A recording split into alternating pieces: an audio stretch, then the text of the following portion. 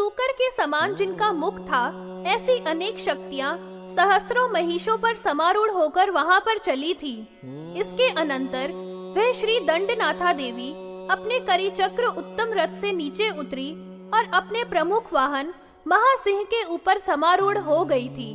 उसका नाम वज्रघोर प्रसिद्ध था, जो अपने केसरों के मंडल को कंपित कर रहा था। इसका मुख खुला हुआ था तथा परम भीषण आकार वाला था एवं उसके लोचन विशंखट थे। वह अपनी दाढ़ों को कटकटा रहा था, जिसकी कटकटाहट से सभी दिशाएं वधिरीभूत हो गई थी। उसकी अस्थियां आदि कूर्म के सदृश कठोर थी और उसके नख खरपर के समान विशाल थे, जो पाताल तक निमज्जित होकर इस भूमंडल को पी से रहे थे। यह 3 योजन तक ऊंचा था और बड़े वेग से अपनी पूंछ को हिला रहा था। ऐसे अपने सिंह के वाहन पर समारूढ़ होकर वह महादेवी दंडनायिका चली थी। समस्त असुरों के संहार करने में जब वह प्रवृत्त हुई थी, तो उस समय में उसका क्रोध प्रज्वलित हो गया था और उसके प्रभाव से चराचर तीनों लोग बड़े भारी उद्वेग को प्राप्त हो गए थे। सभी लोग यह कह रहे थे कि यह पौत्रिणी अपने क्रोध से आज ही सबको दग्ध कर देगी, अथवा अपने मूसल की चोट से इस भूमंडल के 2 टुकड़े कर देगी, अथवा यह अपने हल के निर्घात से समुद्रों को क्षुब्ध कर देगी।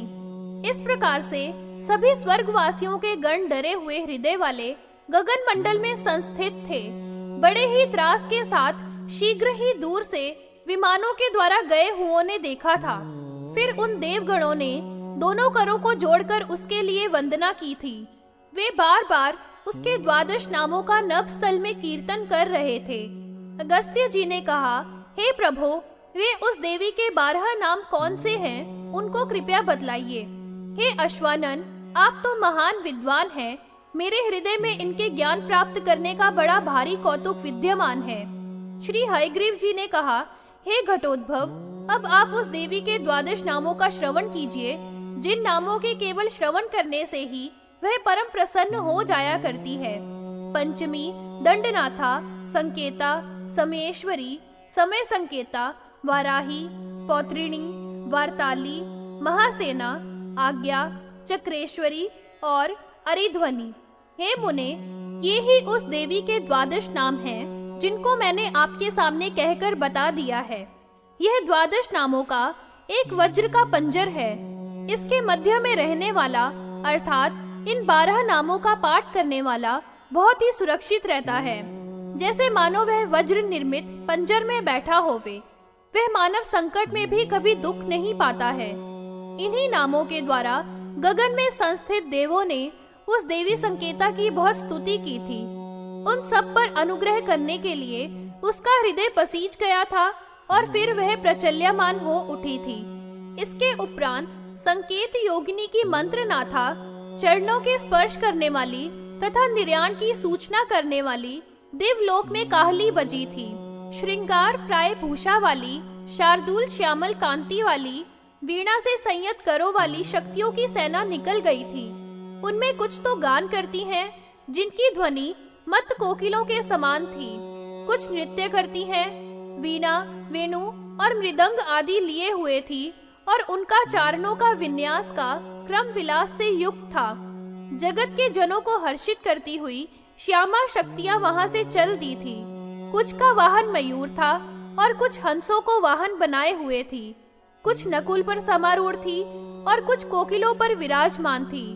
ये सभी श्यामल आकार वाली थी। इनमें कुछ कर्णी रथों पर संस्थित थी।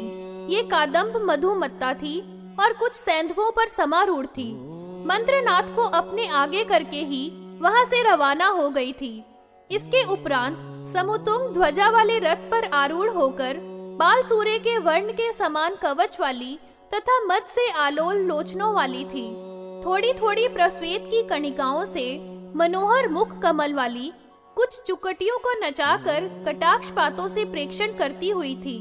उन शक्तियों का संपूर्ण उद्वत भी उद्वत सैन्य बल था, जो पिच्छ त्रिकोण महान विरुद्ध वाले छत्र से संयुक्त था। इनके और अन्यों के मध्य में, अर्थात शक्तियों के बीच में उज्जवल उदय वाली घन के समान श्यामला मंत्र नायिका निकली थी। स्वर्गवासियों ने उसका भी 16 नामों के द्वारा स्तवन किया था। हे कुंभोद्भव, उन 16 नामों का भी अब मुझसे श्रवण कर लो। संगीत योगिनी, श्यामा, श्यामल, मंत्र नायिका, मंत्रिणी, सचिवेशी, प्रधानेशी, शुक्रप्रिया, वीणावती, वैणिकी, मुद्रिणी, प्रियप्रिया, नीप्रिया, कदम्बेक्षी, कदम्ब वनवासिनी, सदामदा। हे कुंभज, ये ही 16 नाम हैं। इनके द्वारा जो सदा शरीरधारी एक बार सचिवेशानी की स्तुति किया करता है, उसके हाथ में संपूर्ण त्रैलोक्य निसंशय स्थित रहा करता है। वह मंत्र नाथा जहाँ जहाँ पर अपने कटाक्ष को विकीर्ण किया करती है, वहाँ पर शत्रु की सेना गताशंक होकर पूर्णतया पतन को प्राप्त हो जाया करती है। परमेशानी ललिता की जितनी भी राज्य चर्चा होती है और उसकी शक्तियों की जो चर्चा है, वह सर्वत्र विजय के प्रदान करने वाली होती है। इसके अनंतर संगीत योगिनी के कर में स्थित शुभ पोत से सज्जित शरासन का वहन करता हुआ धनुर्वेद निकला था। वह 4 बाहुओं से संयुक्त था, 3 उसके सिर थे और उस वीर के 3 ही नेत्र थे। उसने प्रधानेशी को प्रणिपात करके यह उस भक्तिमान ने प्रार्थना की थी, हे मंत्री नायिके, हे देवी, इस समय में आप भंडासुरेंद्र के साथ युद्ध करने के लिए प्रवृत्त हो रही हैं।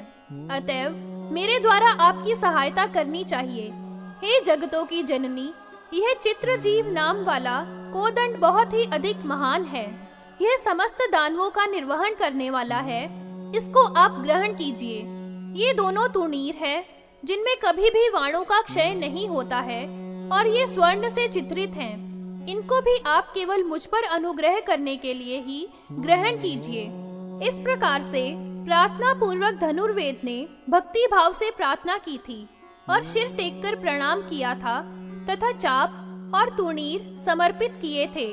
उनको प्रिया ने सादर ग्रहण कर लिया था। उस शुभ प्रिया ने उस महाचाप को ग्रहण कर, जिसका नाम चित्रग्रीव था, उसका विस्फार समुत्पन्न किया था और विपुल रूप उसकी मूर्वी का उद्वादन किया था। उस संगीत योगिनी ने चाप की ध्वनि से संपूर्ण जगत को पूरित कर दिया था। वह देवों के मन और नयनों के आनंद की संपदा थी। मंत्रिणी और तंत्रिणी ये 2 उसकी परिचारिकाएं थी। वे शुक और वीणा का वहन करती हुई सहसा उसकी परिचर्या किया करती थी। थोड़ा चंचल अर्थात हिलने वाला जो वलय था, उसके क्वनन से बढ़ने के स्वभाव वाला गुणों का निस्वन था। वह धन के सदृश श्यामा उसको धारण करती हुई अति मनोहर ध्वनि कर रही थी। गीत योगिनी चित्रजीव नामक शरासन से परम भूषित हो रही थी और कदम्ब छत्र कार्मुका कादम्बनी की ही भांति शोभित हुई थी।